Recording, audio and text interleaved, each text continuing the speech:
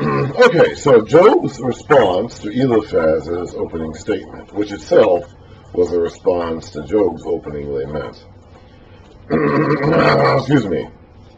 Then Job replied, "If only my anguish could be weighed, and all my misery be placed on the scales, it would surely outweigh the sands of the seas. No wonder my words have been impetuous." So if he said anything wrong, well, of course he's going to say wrong things. How can you expect him not to bitterly cry and complain after everything that's happened to him? The arrows of the Almighty are in me. My spirit drinks in their poison. God's terrors are marshaled against me. Does a wild donkey bray when it has grass, or an ox bellow when it has fodder? Is tasteless food eaten without salt, or is there flavor in the white of an egg? I refuse to touch it. Such food makes me ill. Oh, that I might have my request, that God would grant what I hope for, that God would be willing to crush me, to let loose his hand and cut me off. So Job apparently is not going to kill himself. He could do that. I mean, he does have the option of ending his own life if he wanted to.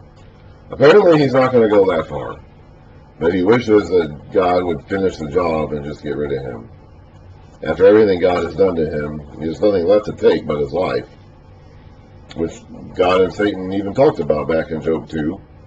So Job wants God to just go ahead and finish the deed, finish him off, put him out of his misery. He won't apparently do it himself.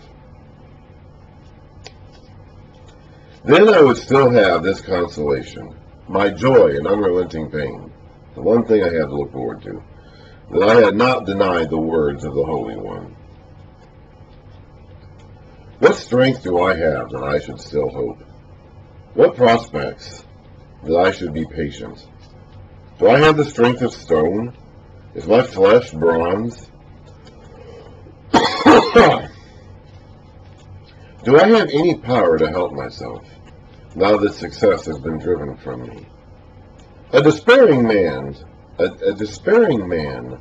should have the devotion of his friends, even though he forsakes the fear of the Almighty. But my brothers are as undependable as intermittent streams, as the streams that overflow when darkened by thawing ice and swollen with melting snow. You don't hear a lot of ice and snow metaphor imagery in the Bible. This is the book in the Bible, more than any other, where you're going to hear about cold and ice and snow. I don't know why that is. I don't, maybe this is taking place in the winter. I don't know. I don't know why this book of Job focuses so much. It may be intentional on the part of the author, again, to highlight the foreignness and alienness of this book. To talk, because you don't read a lot of snow and ice imagery in the rest of the Old Testament. Very, very, very little. Most of the time we're talking about heat. The dry, hot desert wind coming from the east, or the lack of rain and famine. That's mostly what we hear about. Most of the imagery in the Bible has more to do with desert conditions than ice and snow and cold conditions. I can't tell you exactly why that is, but we're going to see that a lot. Again, it might be just the author's attempt, again, to make this book seem foreign and weird to his native Israelite audience. At any rate, there is a fair amount of ice and snow imagery in this book.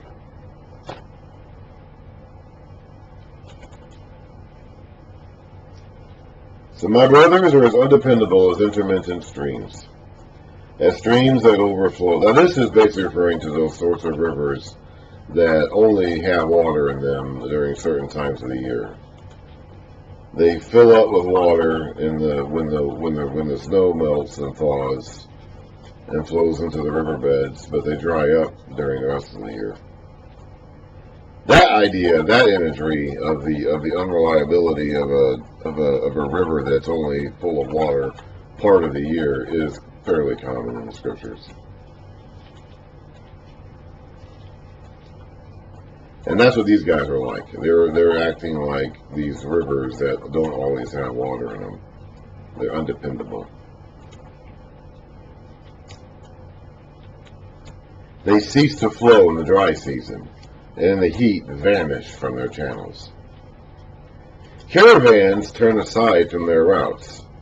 They go up into the wasteland and perish. So they were following the water, but then the water disappears and they have no water left. The caravans of Tema, which Eliphaz was a Temanite, look for water.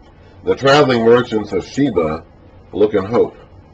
They are distressed because they had been confident. They arrive there only to be disappointed. The water is gone. Now you too have proved to be of no help.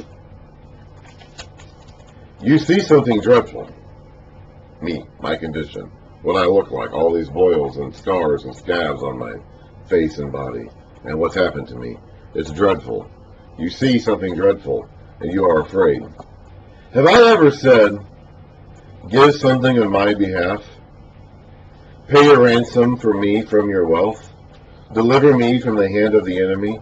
Ransom me from the clutches of the ruthless? Apparently not. Apparently he has not ever said these things. Teach me, and I will be quiet. Show me where I have been wrong. How painful are honest words. So give it to me straight. Don't just make stuff up. Don't just talk about things that you think about. Tell me what's going on here. Tell me what I've done wrong. Tell me what has happened. Don't just spout off things you think you know. What do your arguments prove? Even if it's painful, just be honest. If it's true, I'll listen to it. But what do your arguments prove? Do you mean to correct what I say? And treat the words of a despairing man as wind? So basically just being a bunch of hot air. We call it being a bag of hot air, being full of her or blowhard, a wind bag. Yeah, that's basically what he's saying here. Don't treat my words as wind, just like empty hot air. You would even cast lots for the fatherless and barter away your friend. But now, be so kind as to look at me. Would I lie to your face? Relent. Do not be unjust. Reconsider, for my integrity is at stake. Is there any wickedness on my lips? Can my mouth not discern malice? Does not man have hard service on earth? Are his days not like those of a hired man? Like a slave longing for the evening shadows, or a hired man waiting eagerly for his wages, a day laborer getting paid by the day. So I have been allotted months of futility, and nights of misery have been assigned me. That's an indication that his trials have been going on for a while. The only indication that we get in time is that the friend sat with him for 7 days in silence. But apparently his actual woes have been going on for months at this point. Who knows? When I lie down, I think, how long before I get up? The night drags on, and I toss till dawn. Now that's very similar to the cursing imagery that Moses uses at the end of Deuteronomy when he's talking to the Israelites about what's going to happen to them if they're disobedient to the covenant. Let's see here. Deuteronomy 29. There's a lot of curses here, but 28, excuse me. There it is. 28.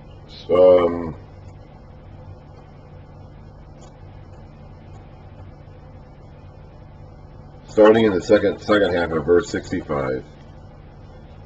Well, actually, just start verse 65. Among those nations where they're being exiled to, you will find no repose, no resting place for the sole of your foot. There the Lord will give you an anxious mind, eyes weary with longing, and a despairing heart. You will live in constant suspense, filled with dread both day and night, never sure of your life. In the morning you will say, if only it were evening. And in the evening you will say, if only it were morning. Because of the terror that will fill your hearts, and the sights your eyes will see. Job is expressing a similar thought here. At night he wants it to be daytime. And in the daytime he wants it to be night. He can never have rest. He can never be content. The night drags on, and I toss till dawn. My body is clothed with worms and scabs. My skin is broken and festering. Ew. Yuck. Again, this would make him an outcast. If he has a skin condition like this, he would not be welcome in society. So he's out somewhere on the outskirts of town, or maybe even out in the wilderness somewhere. These guys had to go to him. That he was not going to be able to come to them in his condition. They had to go find him. My days are swifter than a weaver's shuttle, and they come to an end without hope. Remember, O God, that my life is but a breath. My eyes will never see happiness again. The eye that now sees me will see me no longer. You will look for me, but I will be no more. As a cloud vanishes and is gone, so he who goes down to the grave does not return. That's the underworld, Sheol, where the dead go. He will never come to his house again. His place will know him no more. Therefore, since that apparently is in Job's immediate future, I will not keep silent.